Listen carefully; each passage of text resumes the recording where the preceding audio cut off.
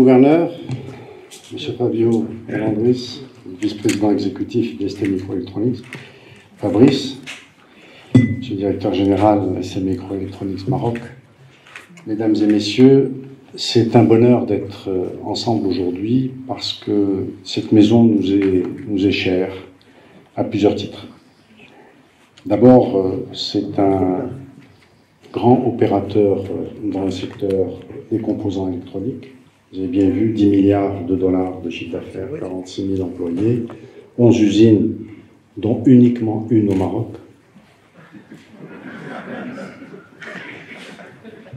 Voilà. On a compris que dans le secteur automobile, il y a un enjeu stratégique extrêmement fort. Comme ça a été dit par Fabio il y a quelques instants, un véhicule haut de gamme peut comporter 7000 composants électroniques. C'est phénoménal, c'est vertigineux. Vous n'êtes pas sans savoir que plusieurs constructeurs automobiles actuellement sont à l'arrêt de façon rotative pour une seule raison, c'est la disponibilité des composants électroniques. C'est devenu une denrée rare, recherchée. J'ai souvenance, il y a quelques jours, de discuter avec un CEO d'un grand constructeur qui m'expliquait qu'ils ont perdu beaucoup d'argent en 2020 et cette année, pratiquement 10% de leur chiffre d'affaires, exclusivement dû à la rareté de composants électroniques. C'est-à-dire que les usines, y compris les usines marocaines, de Renault et de Stellantis, de PSA, s'arrêtent de temps en temps pour une seule raison, c'est la rareté et le manque d'approvisionnement en ces pièces. Vous avez vu que ST Microelectronics est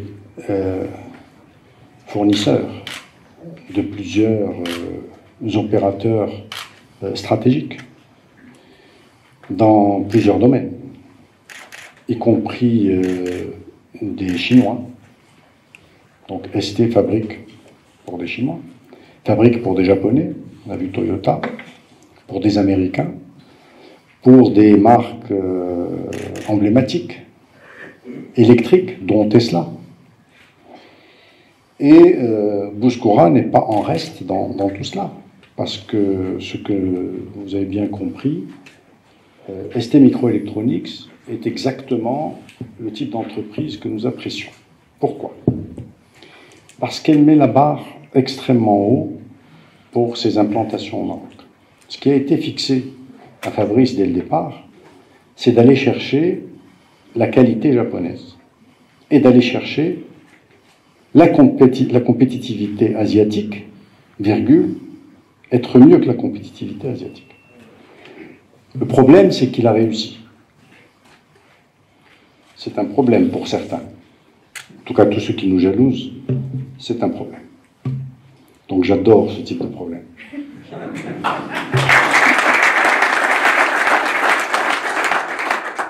Nous avons compris que la capacité, la qualité des ressources humaines, l'engagement d'ST Microelectronics et son investissement, y compris sur le volet humain.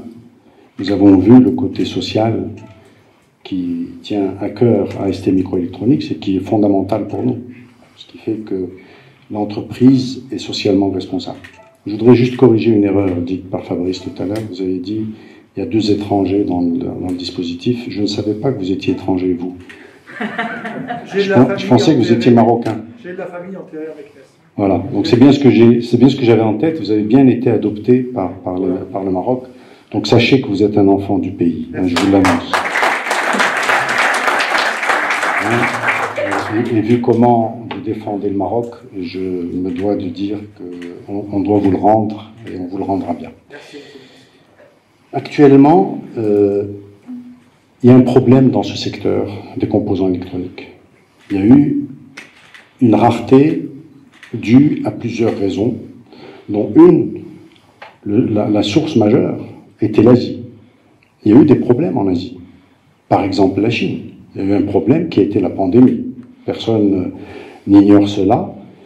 Et lorsque vous avez des usines productrices en Chine, de semi-conducteurs, entre autres, il n'y a pas eu que ça, il y a eu plein d'autres choses qui ont été en rupture de stock. Eh bien, vous êtes obligé de faire du confinement, de fermer les usines, d'arrêter, et vous avez la supply chain qui en souffre globalement. Donc le mono-sourcing, qui avait jusqu'à présent, avec une concentration forte dans un pays, un site, pratiquement un continent, eh bien, les donneurs d'ordre aujourd'hui, y compris les constructeurs automobiles, sont en train de corriger leurs erreurs. Parce que c'est une erreur, c'était une erreur, que de concentrer son approvisionnement chez un fournisseur. Or, pendant des décennies, le monde a répondu à une seule exigence, la réduction des coûts. Et en allant vers la réduction des coûts, comme la Chine avait un salaire minimum de 100 $ par mois, ça a changé, hein, je vous rassure. Donc tout le monde a orienté son sourcing vers la Chine. Il y a eu le premier élément, c'est que la Chine a changé de modèle économique et qu'aujourd'hui son salaire minimum a flambé. Il est en train d'aller vers les 1500 $, de 1000 à 1500. En passant par une étape actuelle, on doit être à 800 $, entre 700. On était à 700 l'année dernière, j'imagine qu'on est à 800. Peut-être que la pandémie a gelé momentanément. Mais le salaire ira très loin, ira à 1500 $. Donc la compétitivité chinoise, vous le vivez aujourd'hui, elle est en train de fondre au soleil. Mais ne vous inquiétez pas pour la Chine. Ils pilotent ça de façon très précise. C'est le premier producteur mondial, c'est la première usine au monde. Ils vont rester première usine au monde, même en perdant quelques emplois. En 2014, je disais devant Sa Majesté le Roi, que Dieu l'assiste, lorsque j'ai présenté la stratégie du plan d'accélération industrielle, que la Chine allait perdre 85 millions d'emplois pour une raison d'augmentation de salaire.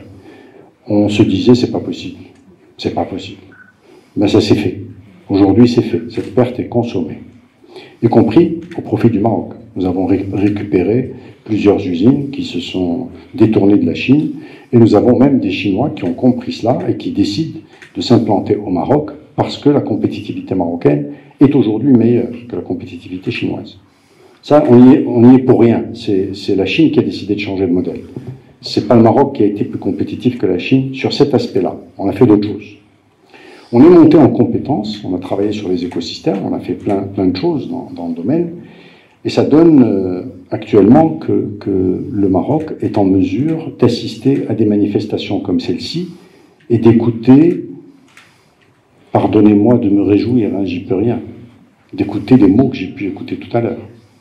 La qualité marocaine est égale à la qualité japonaise, dans des domaines aussi pointus et technologiques que du composant électronique. J'aimerais bien que tous les Marocains écoutent ça. Je répète, je ne fais que répéter, hein. Je ne vais rien travestir. La qualité marocaine des composants électroniques sortis de cette usine sont équivalents au moins à la qualité japonaise. On n'en aurait jamais rêvé. Donc, permettez-moi de le répéter, je vais peut-être me le répéter tout seul en partant en boucle, mais j'en ai besoin. Je pense que c'est des choses fondamentales. Fabio, je voudrais vous remercier d'avoir souligné un élément important, la stabilité du pays. C'est un élément fondamental pour tout investisseur. Sa Majesté le Roi, que Dieu l'assiste, prend soin de son pays au quotidien. La stabilité en fait partie. Il y a aussi autre chose, sa vision. Dans le monde industriel, vous êtes là depuis longtemps, il y a eu un souffle long, en mettant en place une infrastructure, une épine dorsale du Maroc, du nord au plus profond du sud du pays. Et pas à pas, il a voulu mettre en place ces infrastructures et ces locomotives pour tirer. Tanger n'existait pas au niveau industriel. Tanger n'existait pas au niveau industriel. Il a mis Tanger-Met, il a mis Renault là-bas, et ça a tiré toute une économie autour de cela. Ça a changé l'infrastructure. L'infrastructure, en mettant le TGV, je vais vous raconter des secrets aujourd'hui, ça a libéré une ligne ferroviaire. C'est cette ligne qui a été utilisée pour pouvoir transporter les véhicules de Kenitra vers Tanger. Et donc, en faisant la ligne TGV, en ayant Tanger qui est devenu un pôle, parce qu'il n'y avait que Casablanca au Maroc, qui était la ville économique. et industriel. Tout le reste, c'était rien. C'est des broutilles. On faisait un peu de textile par-ci, un peu de transformation d'abricots par-là. Donc on connaît notre pays par cœur. Cette transformation, il l'a portée. Il y a une vision d'industrialisation du pays en mettant cette infrastructure et en mettant des locomotives. Donc PSA qui s'est installé aussi à Kénitra, il y avait un chômage terrible dans toute la région. Aujourd'hui, il y a un manque de ressources humaines dans la région.